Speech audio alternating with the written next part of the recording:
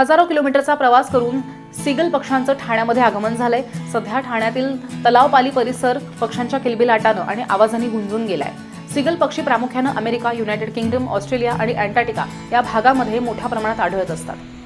तपकिरी रंगाची सीगल मध्य आशियामध्ये अधिक प्रमाणात आढळतात। हिवाळ्यामध्ये सीगल पक्षी मोठ्या प्रमाणात तलावांच्या काठावरती किंवा समुद्र किनाऱ्यालगत वास्तव्यासाठी येत असतात। त्यामुळे सध्या तलावपाली परिसरामध्ये ह्या पक्ष्यांची संख्या लक्षणीयरित्या वाढल्याचं पाहायला मिळतंय।